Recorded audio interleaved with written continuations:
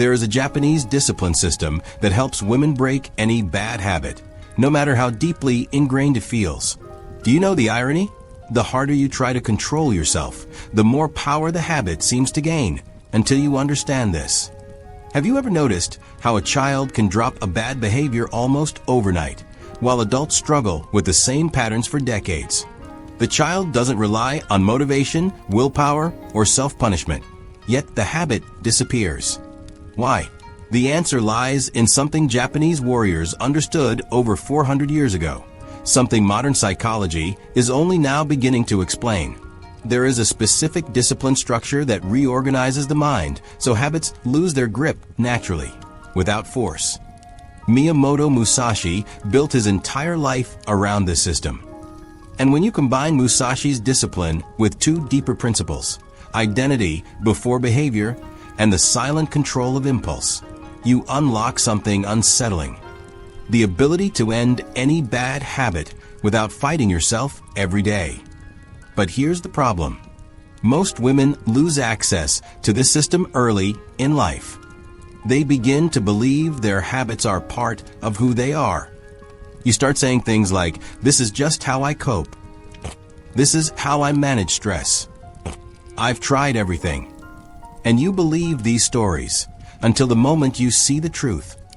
Before I tell you how Musashi's discipline system works and why it is uniquely powerful for women today, I invite you to subscribe to the channel, leave a like below, and comment.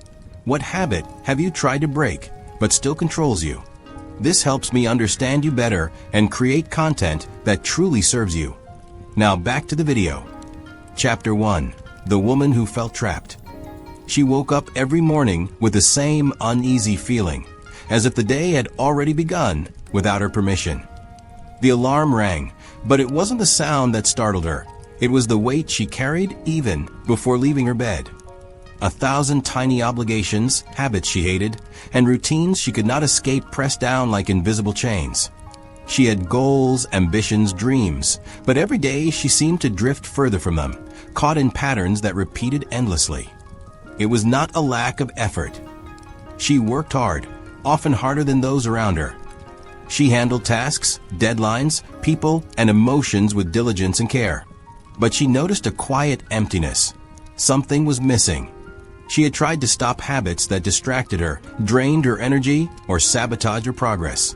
Scrolling endlessly on her phone late at night, skipping workouts, procrastinating on projects that mattered, reacting impulsively to stress. Every attempt felt like a battle she was destined to lose. She asked herself why. She questioned her willpower, her intelligence, her priorities. She blamed herself for failing to change, for failing to live up to the vision of the person she wanted to be. And society was eager to reinforce her doubts. Everywhere she looked, there were guides, quick fixes, influencers promising immediate transformation. All of them whispered the same subtle message. If you haven't changed yet, it is because you are lacking. Not capable enough, not disciplined enough, not deserving enough. And the truth? She believed it. But deep inside, a part of her knew she was capable. That voice was quiet, almost drowned in the chaos of everyday life, but it remained.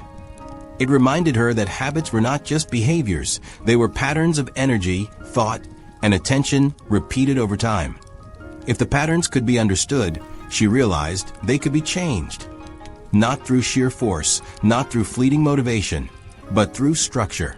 Through a system that did not rely on emotional highs or fear of failure, but that worked quietly, invisibly, like water shaping stone. The mornings were the hardest. She would lie in bed, thinking of all the ways she had failed herself yesterday. Every promise broken replayed in her mind.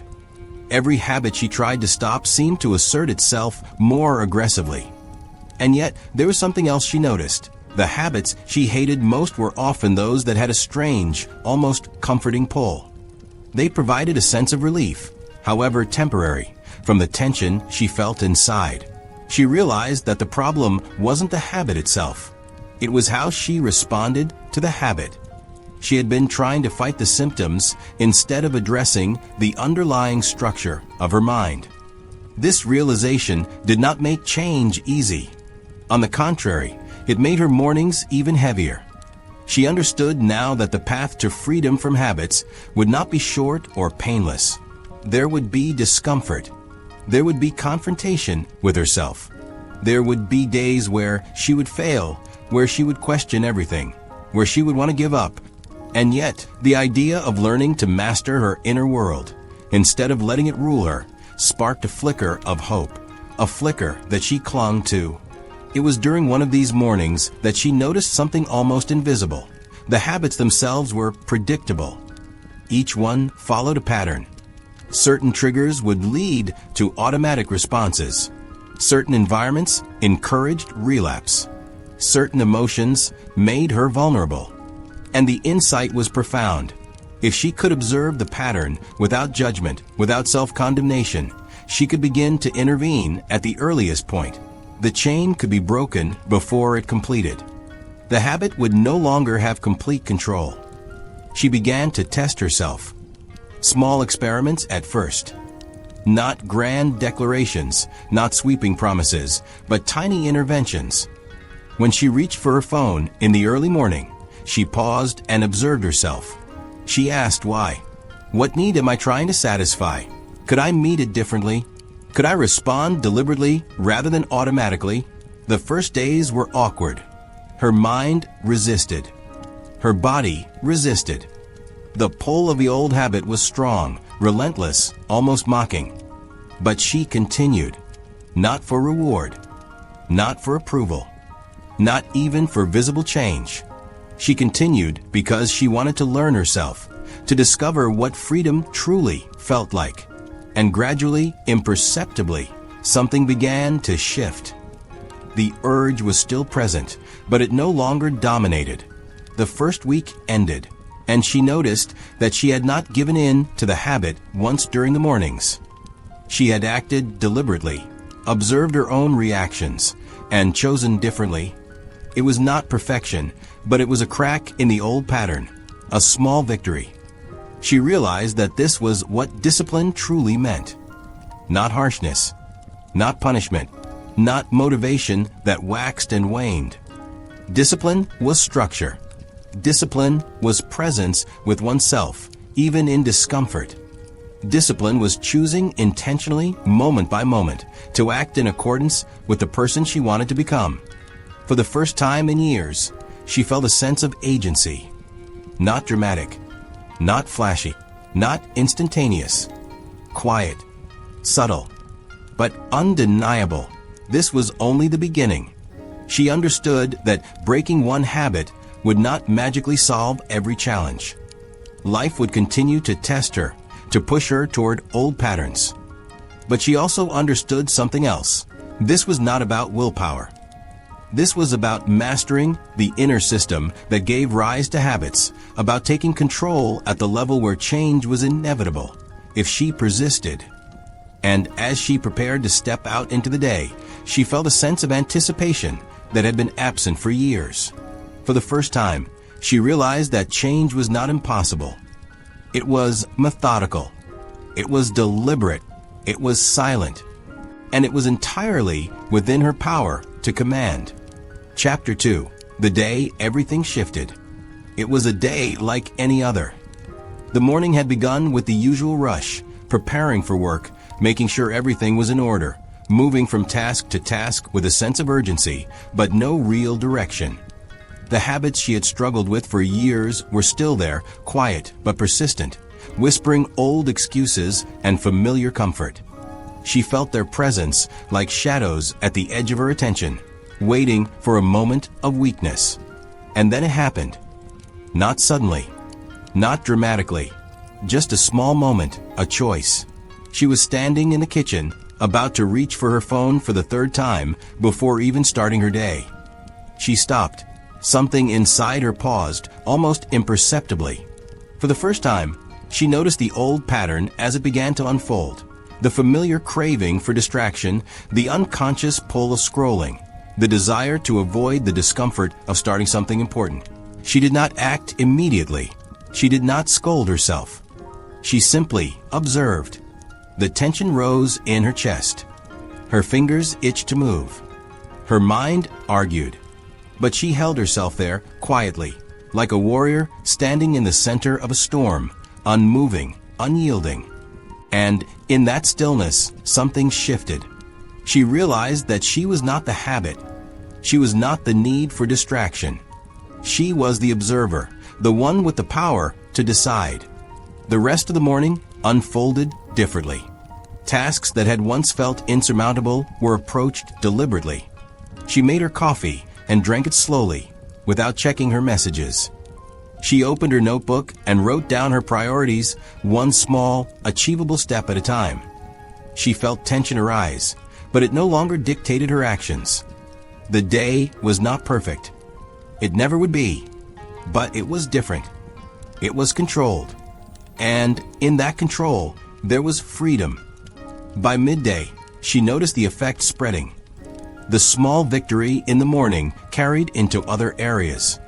She found herself pausing before reacting to an email that would normally have frustrated her.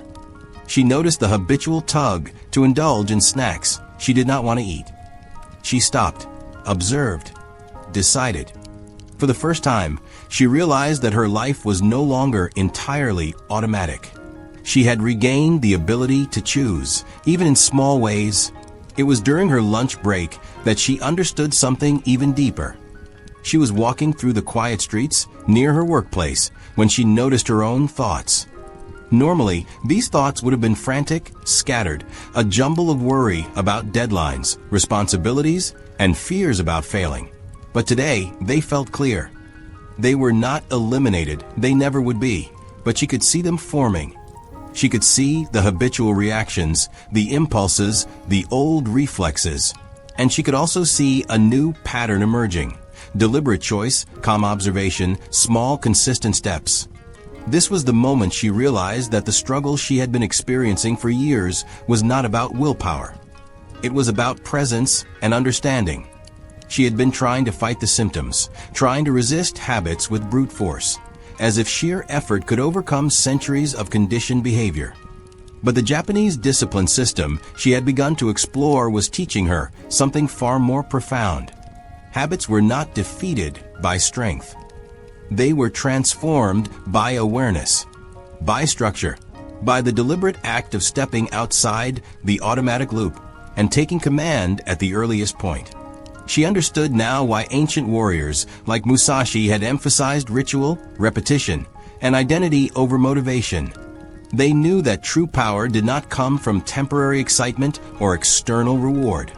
It came from cultivating the mind and body to act with intention, every single day, even when unseen, unrecognized, and uncelebrated. By the afternoon, she was no longer testing herself in small ways. She was applying the principles consistently. She noticed that the habits she had once struggled to resist were losing their power, not because she had willed them away, but because she had changed the environment in which they operated.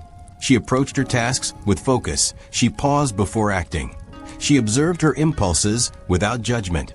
The chain was weakening link by link.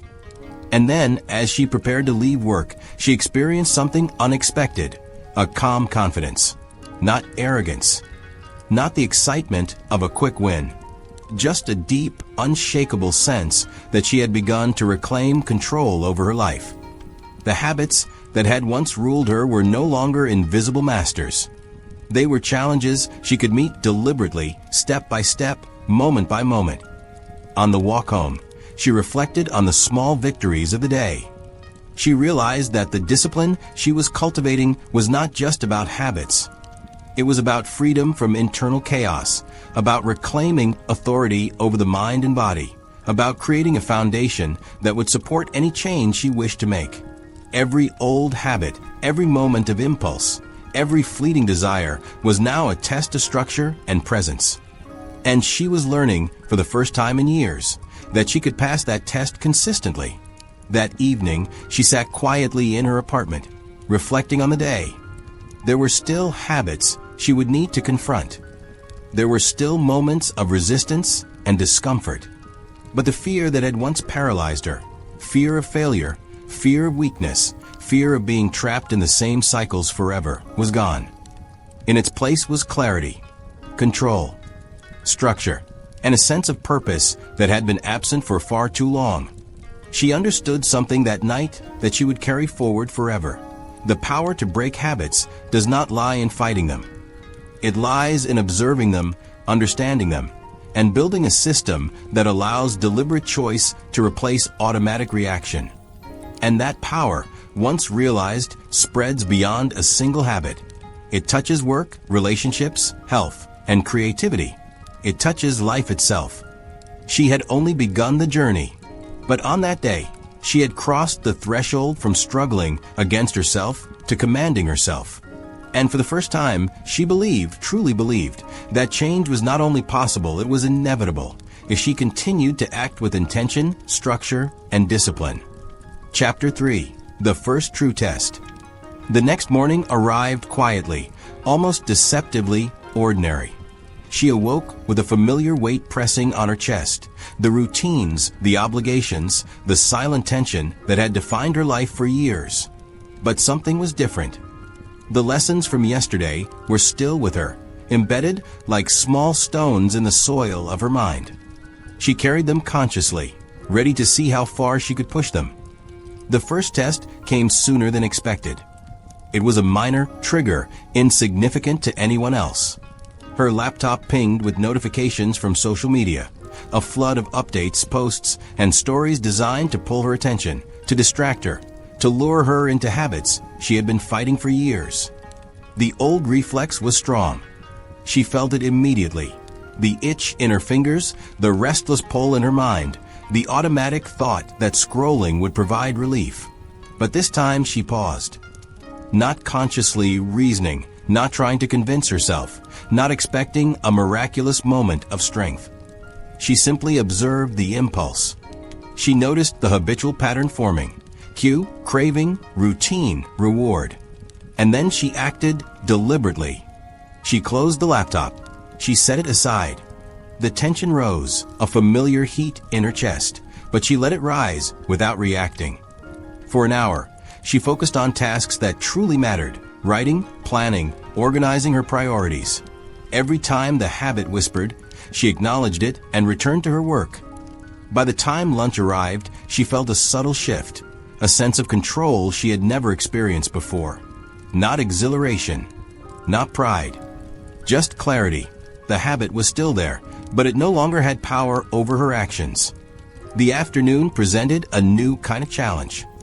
A colleague called unexpectedly, sharing gossip and complaints about work, triggering old tendencies of distraction and negativity.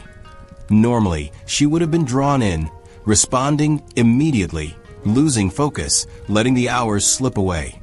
But she remembered the lesson from the morning: observation before reaction. She listened, nodded, and then excused herself politely, returning to her tasks without judgment or resentment. By the evening, she realized something profound.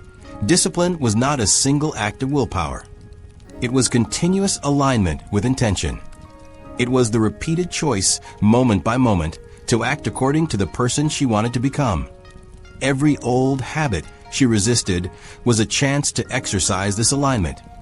Every impulse she observed and chose not to follow was a step toward mastery, not over external circumstances, but over herself.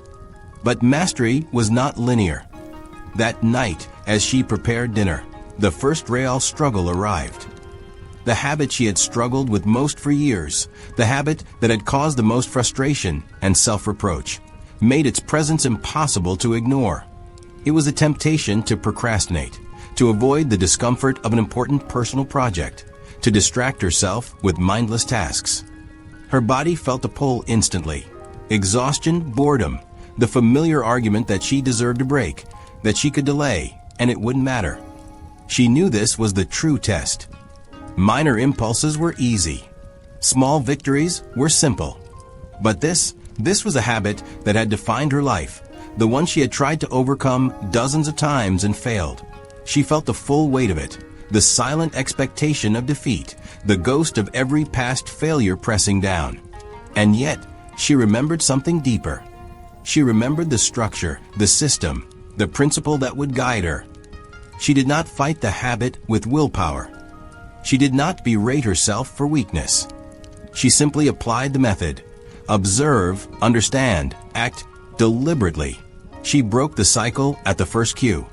She chose one small, achievable step toward the goal she had been avoiding. One tiny action, seemingly insignificant, but enough to start the momentum. Hours later, when the project was still unfinished, but she had made measurable progress, she felt something she had never felt before: calm satisfaction. Not the false rush of completing everything at once, not the temporary relief of distraction, not the hollow pride of a fleeting achievement. This was quiet. This was enduring. This was proof that she could act deliberately, even when the habit was strongest, even when failure seemed inevitable. She reflected on the day as she lay in bed. The test had been simple, in one sense, just observation and deliberate action. But the internal battle had been enormous. She understood now why Musashi and the Japanese warriors had emphasized structure, repetition, and ritual over motivation. Motivation fades. Excitement burns out. Fear can only push for so long. But a system once learned and applied consistently works silently and without emotion. And she realized one more truth: breaking habits was not the ultimate goal. The true power was the transformation of the self. By consistently choosing deliberate action over automatic reaction, she was reshaping not just behavior, but identity. She was becoming a person capable of mastery, not through force, but through structure, observation, and intentional choice. The night ended with clarity and purpose. She understood that tomorrow and the day after would present new tests, new habits, new challenges. She would stumble. She would struggle. But she had discovered the principle that would guide her through every trial: awareness, deliberate action, and the silent, patient power of structure.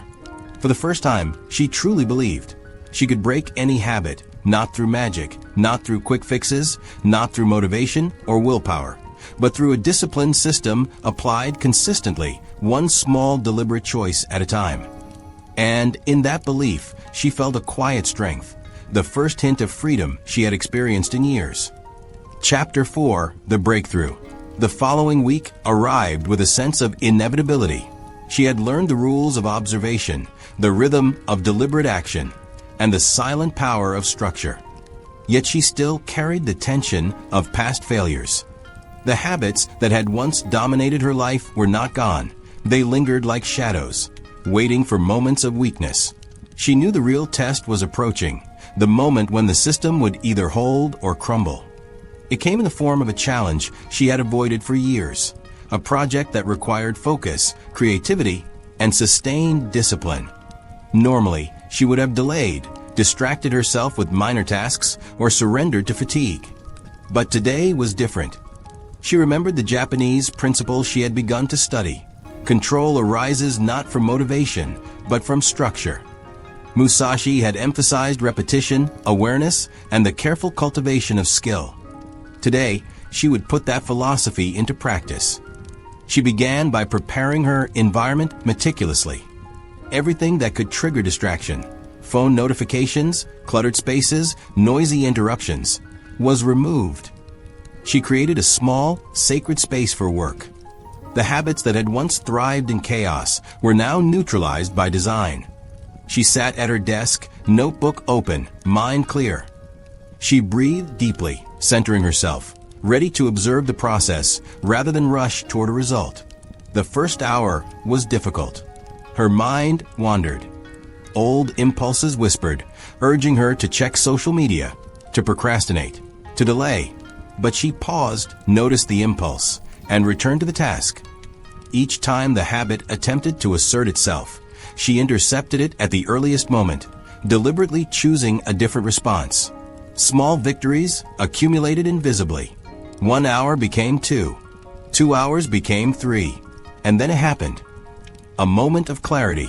Something that had been impossible a week ago suddenly made sense. The project, which had seemed overwhelming, became manageable. Each step flowed naturally into the next. The method she had been learning, the quiet discipline, the deliberate observation, the small, incremental improvements, began to compound. Her mind was no longer resisting. It was cooperating. The habit of distraction, once so strong, was losing its hold. She paused and reflected.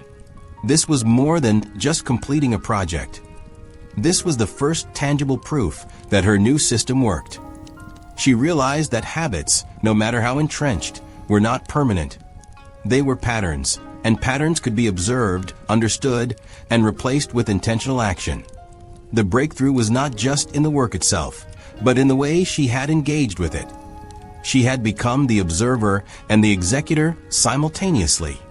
She had mastered the process without forcing the outcome. As the day progressed, she noticed a subtle shift in her confidence. It was not loud or boastful, not the kind of confidence that comes from external validation. It was quiet, steady, and rooted in self-trust. She understood that true mastery over habits and over herself did not require perfection. It required presence, consistency, and patience. The small, deliberate choices she made throughout the day were more powerful than any act of sudden willpower. That evening, she reflected on the Japanese principles that had guided her. Shoshin, the beginner's mind, openness to learning without ego.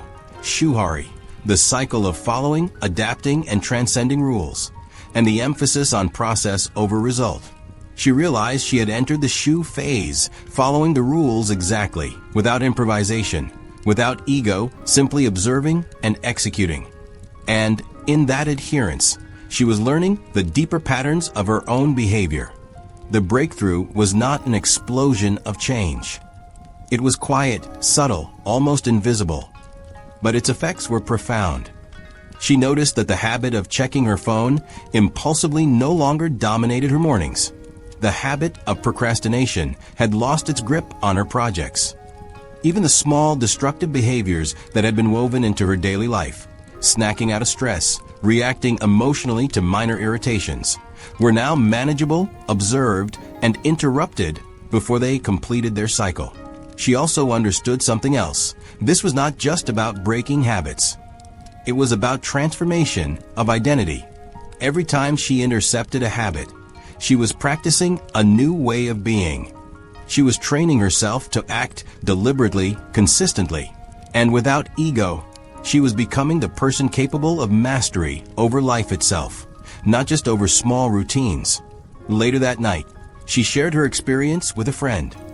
She spoke not about success or failure, but about the system, the principles, and the silent victories of deliberate action. Her friend noticed a calmness in her voice, a confidence in her demeanor, and asked the question she had feared. "Does it really work?" She smiled quietly, reflecting on the day. "It's not a magic trick," she replied. "It's not a shortcut. But if you apply it consistently, it works in ways you don't notice at first. And then, one day, you realize your habits no longer control you. You control them. And you control yourself." That night, she lay in bed, not triumphant, not boastful, but aware. A system that had once seemed abstract, distant, almost impossible, was now living in her daily life. She had crossed a threshold. The first true test had been met. The habits that had long dominated her behavior were now, for the first time, within her conscious command. She knew challenges would continue. Old patterns would attempt to reassert themselves. New temptations would appear. But she had discovered a principle deeper than willpower, deeper than motivation, mastery through observation, deliberate action, and structured consistency. She had glimpsed freedom, and that glimpse was enough to keep moving forward. For the first time, she believed in the possibility of lasting transformation, not temporary change, but the quiet, patient evolution of self. And that belief, rooted in action rather than hope, became the foundation for everything that would follow. Chapter 5: Mastery in Action. The following weeks became a test of endurance, focus, and subtle transformation. She had learned the principles, felt the breakthrough, but now the challenge was applying them consistently across every part of her life. Musashi had not spoken of discipline as a singular skill. It was a way of being, a total integration of mind, body, and purpose. She realized that to truly change, she could not compartmentalize her habits. She had to apply the system universally. She started with her mornings. The old routine, waking late, rushing, reaching for her phone before even opening her eyes, was replaced by a deliberate set of actions. She rose early, meditated for 10 minutes, then moved to journaling. In the notebook, she recorded her goals, her fears, and the tiny steps she could take today to act in alignment with the person she wanted to become. Each entry was an exercise in presence and honesty. The habit of observation, once a small test in the kitchen, now permeated her thinking, her awareness, her choices. Next came her work. The projects that had once overwhelmed her were approached systematically. She applied shuhari. First shu, learning the rules meticulously. She studied methods recommended by experts, following them to the letter without modification. Every spreadsheet formula, every task scheduling technique, every workflow was executed exactly as instructed. At first, it felt tedious, even frustrating. She questioned why she couldn't innovate or shortcut the process. But patience revealed the truth. Mastery required absorption before adaptation. As the days passed, she noticed subtle but undeniable growth. Tasks that had taken hours were now completed efficiently. Her mind was clearer, less prone to distraction, more capable of sustained focus. She began to adapt principles to her specific context, the Ha phase of shuhari, modifying workflows in ways that improved productivity without breaking the foundational rules. Slowly, effortlessly, she entered the final Re phase. The rules became instinct, and she acted intuitively with skill born of understanding. Physical discipline was the next frontier. She had never been athletic, and years of neglect had left her body weak. But Musashi had emphasized the unity of mind and body. Without strength, focus falters. She joined a gym, working first with simple, proven routines. Shu again, follow the trainer's plan, no improvisation. 3 times a week, she lifted, squatted, and moved in repetition, feeling the strain, the slow accumulation of strength, the imperceptible growth. At first, progress was invisible, but consistency revealed its power. By week 6, she lifted heavier, moved faster, and felt her body respond in ways she had never imagined. Financial discipline followed the same principles. She had always struggled to manage her money, allowing small habits of spending to dominate her life. Using the beginner's mind, she began with a simple budget, following proven systems exactly. She tracked every expense, cut unnecessary costs, and resisted impulsive purchases. At first, the process was tedious, even painful. But each day she observed her decisions. Each month she reviewed results, and the habit of deliberate financial action began to take hold. Money was no longer a source of anxiety. It became a tool she controlled, rather than a force controlling her. By the end of 3 months, she began to notice something extraordinary. The habits were no longer external challenges to overcome. They were integrated into her identity. She did not have to force herself to meditate, journal, exercise, or manage finances. She simply did them naturally, consistently. The rules she had followed rigidly at first were now internalized. Discipline was no longer an action, it was a state of being. The real breakthrough, however, was not external. It was internal clarity. She began to see patterns in herself, in others, in life itself. Impulses that once seemed uncontrollable were now observed and understood. Decisions were no longer reactive, but deliberate. Fear no longer dictated her choices. She felt a quiet strength, a self-respect that was impervious to outside judgment or circumstance. She understood Musashi's lesson. True discipline is not about restriction, punishment, or control. It is about freedom through mastery. One evening, as she reflected on the months of change, she realized how far she had come. The small, deliberate actions, the 1% improvements, the adherence to structure, the observation of impulses, had compounded into profound transformation. She felt stronger, more capable, and more alive than she had in years. Old habits still existed, but they were no longer chains. They were stepping stones, moments to practice awareness and intentionality. And she saw the paradox that Musashi had lived by. The more she disciplined herself, the freer she became. The more she followed the rules, the more she could transcend them. The more she embraced the beginner's mind, the more confident she became in her ability to master anything. The system that had once seemed abstract and distant was now fully alive in her life, guiding every thought, action, and decision. For the first time, she realized that discipline was not a goal, it was a way of living. It was the continuous practice of presence, deliberate action, and alignment with purpose. It was Musashi's path applied not to swordsmanship, but to life itself. She smiled quietly, understanding that this was just the beginning.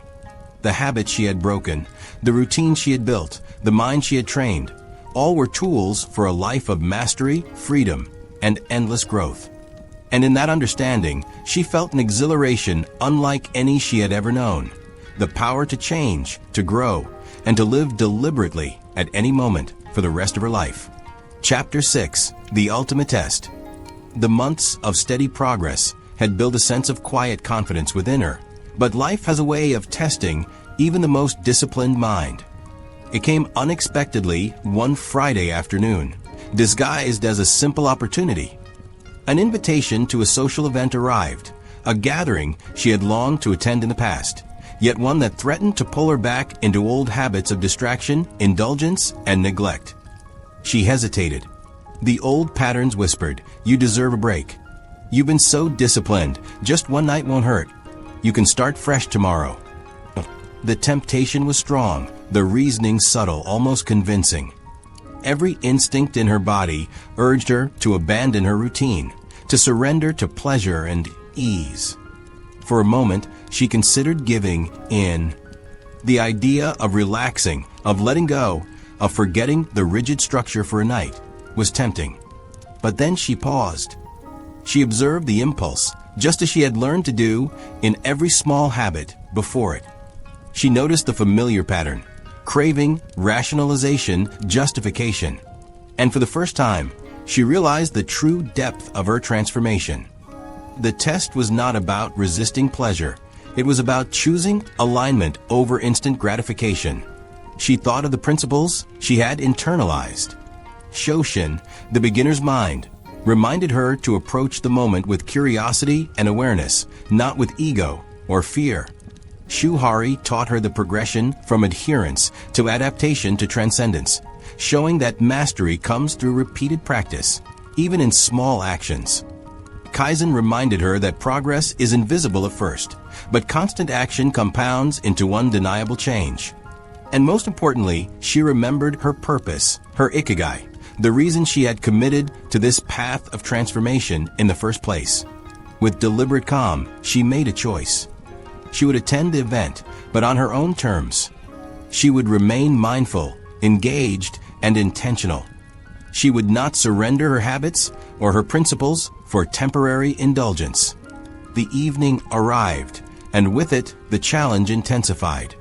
Conversations were distracting, the environment was chaotic, and the familiar urge to escape into mindless behavior pressed against her at every turn. She felt her resolve tested in ways she had never anticipated.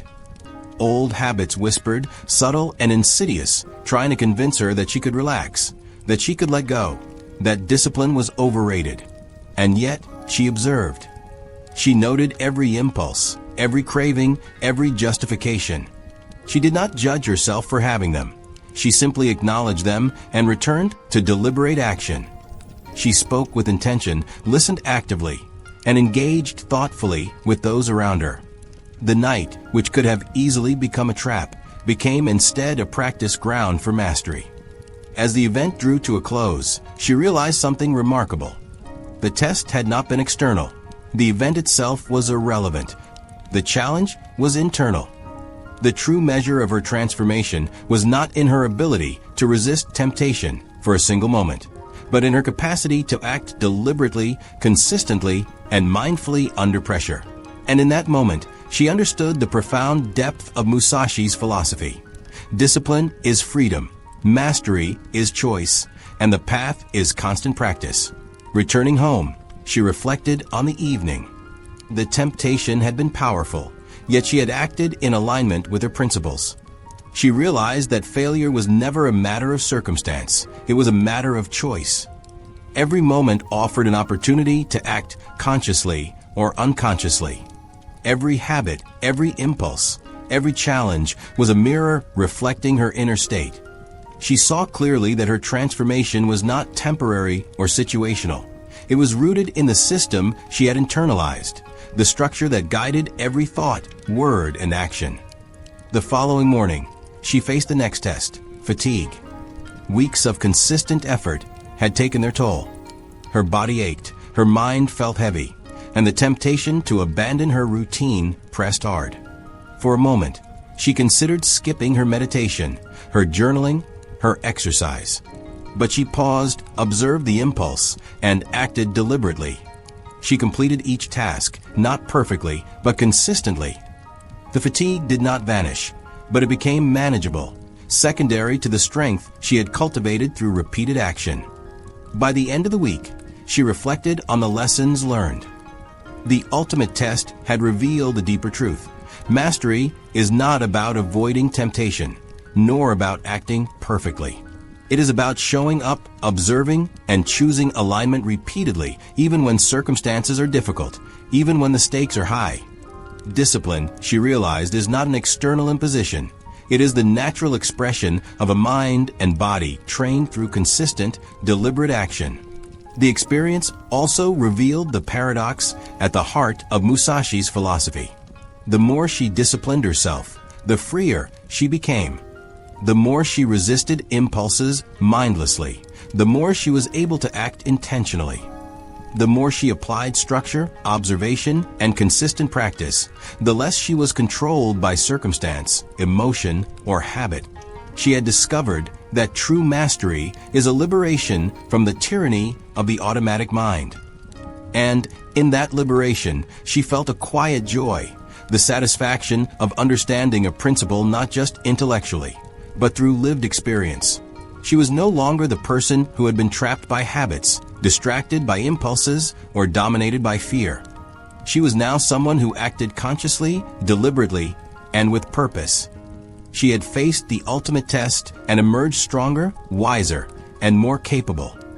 The path ahead remained long, and challenges would continue to arrive in endless cycles. But she no longer feared them. Each challenge was a new opportunity to practice, to refine, to deepen mastery. She had internalized the Japanese discipline system. She had proven to herself that no habit was invincible, no impulse uncontrollable, and no fear insurmountable. She had begun to live in the way of deliberate action, the path of mastery that Musashi had championed centuries ago. And for the first time, she understood fully, discipline is not restriction. Discipline is freedom. Chapter 7. Transformation Realized.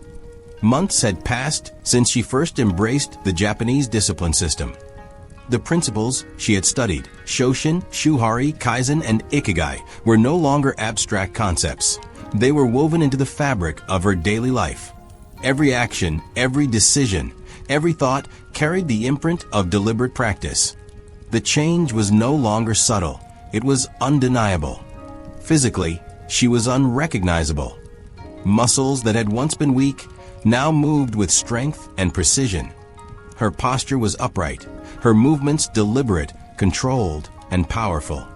She no longer felt drained after daily tasks. Even simple activities like lifting groceries or walking briskly upstairs became effortless. But physical strength was only the surface.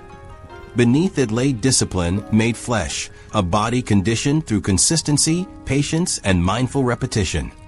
Mentally, she had grown sharper, more focused, and calmer. Her mind no longer wandered aimlessly, nor did it succumb to distraction. She approached challenges systematically, breaking them into manageable steps, observing her thoughts without judgment, and acting with intention. Even complex problems that once caused anxiety now became puzzles to solve, exercises in observation and patience. The clarity she had sought for so long was finally present. Her environment reflected the transformation as well. Her home, once cluttered and chaotic, was now organized, functional, and purposeful. Each item had its place. Each routine was deliberate. She had learned to see her surroundings as an extension of her discipline. Clutter, like old habits, had no place in the system she had built. Each space, each object, served a purpose, supporting rather than distracting her from the path she walked. But the most profound change was internal. She no longer relied on motivation or willpower to act. Discipline was no longer external. It had become part of her identity. The habits she had cultivated, the meditation, the journaling, the study, the exercise, the mindful observation, were not chores or tasks to complete. They were expressions of who she had become. She did not force herself to act. She acted because it was natural, because it aligned with the person she was growing into. Her social interactions also transformed. Friends and colleagues noticed a new presence in her. She listened with intent, responded thoughtfully, and engaged fully. Her calm confidence drew others to her, not through dominance or show, but through the quiet authority of someone who had mastered herself. She realized that Musashi's principle of discipline extended beyond personal habits. It shaped character, influence, and presence. The culmination of these changes became evident when she faced a situation that would have once overwhelmed her. A significant project at work required leadership, strategic thinking, and the ability to manage a team under pressure. In the past, she would have panicked, deferred, or relied on external guidance. Now, she approached it as a challenge, an opportunity to apply the system she had internalized. She planned meticulously, observing each team member's strengths, structuring tasks to maximize efficiency, and maintaining a calm, focused presence throughout. Obstacles arose, unexpected delays, mistakes, miscommunications, but she faced each with composure. Where once frustration and anxiety would have taken over, she now observed, adapted, and acted. By the project's completion, the results were exceptional. The team succeeded, the project exceeded expectations, and she realized something critical.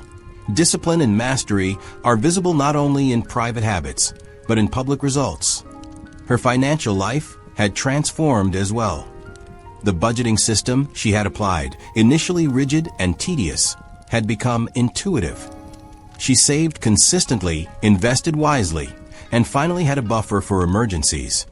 She no longer feared unexpected expenses, nor did she feel trapped by financial stress.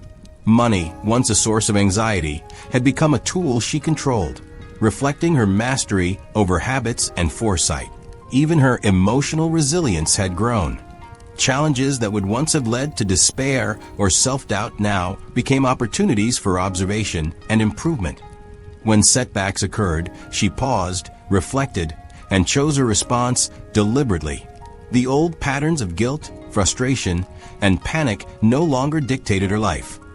She had internalized Musashi's ultimate lesson: control yourself first, and the world becomes manageable. One morning, she paused in her routine, reflecting on the transformation that had taken place. She realized that the journey had not been about perfection or instant success. It had been about small, consistent actions compounded over time, guided by a system rooted in discipline, observation, and self-knowledge. Each small choice, each deliberate moment, had built the foundation for the life she now lived. She smiled quietly, aware that the path was endless. There would always be room to grow, habits to refine, skills to master. But the fear that had once constrained her, the fear of failure, of weakness, of inadequacy, had been replaced by confidence in her ability to act deliberately, consistently, and mindfully. She was no longer a victim of circumstance. She was the architect of her own life. And in that realization, she understood the ultimate truth of the Japanese discipline system. Mastery is not a destination. It is a way of living, a continuous practice, a quiet, powerful presence in every action, thought, and choice. The habits she had built, the mind she had trained, and the body she had strengthened were not endpoints. They were instruments for a life of intentional growth, freedom, and purpose. For the first time, she truly felt what it meant to live in alignment with Musashi's philosophy. She had broken the habits that once controlled her. She had mastered the principles that guided her. And she knew, without a doubt, that she would never stop learning, never stop growing, and never stop walking the path of disciplined mastery. Chapter 8. Transcendence. 2 years had passed since she first embraced the Japanese discipline system. The woman who had once been overwhelmed by habits, indecision, and self-doubt was now almost unrecognizable to herself and to everyone who had known her. But the transformation was not superficial. It was profound, integrated, and unstoppable. Physically, she was strong, agile, and resilient. Tasks that had once exhausted her now energized her. She could run, lift, and move with ease. The gym sessions, once tedious, had become second nature. But it was not just strength, it was discipline embodied. Every movement reflected control, purpose, and intention. Her body was no longer a limitation. It was an instrument for action, a reflection of her inner mastery. Mentally, she was sharper than ever. Challenges that would have previously induced panic or hesitation were now approached calmly, systematically, and creatively. Problems became puzzles, setbacks became lessons, and every day presented opportunities to apply the principles she had internalized. Her mind, once cluttered with doubt and fear, was now a precise instrument of focus and clarity. Her environment mirrored this transformation. Her home, her workspace, even her schedule were structured, intentional, and optimized. Everything served her growth, her goals, and her well-being. She no longer wasted energy on distractions or unnecessary tasks. Every choice was deliberate, every action aligned with her deeper purpose. Her social life had evolved too. People noticed her presence, not through force or assertiveness, but through quiet authority. She listened deeply, spoke thoughtfully, and inspired through action rather than words. Friends and colleagues came to her for advice, not because she told them what to do, but because she embodied the principles she lived by. Musashi's teachings had extended beyond habits. They had shaped her character, influence, and presence. The true test, however, was ongoing. The challenges that life inevitably presents. Emergencies, setbacks, and obstacles continued to arise. A sudden work crisis demanded leadership under pressure. A personal conflict threatened emotional stability. A financial surprise tested her planning. In each situation, she responded not with fear, stress, or impulsiveness, but with deliberate action, calm observation, and adherence to her principles. The system had become a lens through which she experienced reality, allowing her to navigate complexity with ease. Her personal growth was mirrored in her sense of purpose. She had discovered her ikigai, not simply as a concept, but as a lived truth. Each day, she acted in alignment with her deepest reason for being, to cultivate mastery, to live intentionally, and to inspire others through her example. Money, recognition, and external rewards were secondary. Her primary motivation was the pursuit of excellence and growth. She began sharing the principles she had learned, mentoring others in small, deliberate ways. Not through quick-fix formulas or empty motivational speeches, but through lived example. She demonstrated patience, consistency, and humility. She guided others to apply Shoshin, to start as beginners with open minds, to follow Shuhari, to absorb before adapting, and to embrace Kaizen, the 1% improvement each day that compounds into extraordinary transformation. And yet, she understood the paradox. Mastery does not lead to complacency. There is no end. She had not arrived. There was always more to learn, more to refine, more to explore. The journey was endless, infinite, and exhilarating. She had become a perpetual student of life, a lifelong practitioner of discipline, observation, and self-mastery. One quiet evening, she reflected on the woman she had been 2 years ago. The fear, the doubt, the habit-driven existence, all of it seemed distant, almost foreign. She smiled, realizing that the transformation had not come from shortcuts, hacks, or luck. It had come from consistent, deliberate action, internalized discipline, and the courage to face herself honestly. Her life was now a living testament to the power of Musashi's system. Discipline was no longer a set of rules to follow. It was a state of being, natural, effortless, and deeply empowering. The habits she had cultivated, study, reflection, exercise, mindful decision-making, were no longer tasks, but expressions of her identity. She knew that challenges would continue to arrive. Life would test her again, as it always does, but she also knew that she would respond with clarity, focus, and intention. The principles she had internalized were not temporary fixes. They were tools for a lifetime of growth, freedom, and mastery. And so she lived each day with deliberate purpose, embracing the endless journey, walking the path of Shoshin, Shuhari, Kaizen, and Ikigai. She had broken the chains of old habits, transcended the limitations imposed by fear and doubt, and discovered the true power of the Japanese discipline system. The ability to grow, learn, and transform endlessly, at any age, in any circumstance. She had become living proof of a timeless truth. Discipline is freedom, mastery is choice, and the journey never ends. If this video shifted the way you think about learning and growth, subscribe now and hit the notification bell so you never miss a lesson that could change your life. Now I want to hear from you. What's the skill you've always wanted to master but thought it was too late? Write it in the comments below. Let's prove together that it's never too late to start. Before you go, take a look at the video on your screen right now. It could be the next step in your journey, a step that brings you closer to the life you've always wanted. Remember this, a beginner's mind has no limits, only infinite possibilities. Thank you for watching. Stay curious, stay disciplined, and I'll see you in the next video.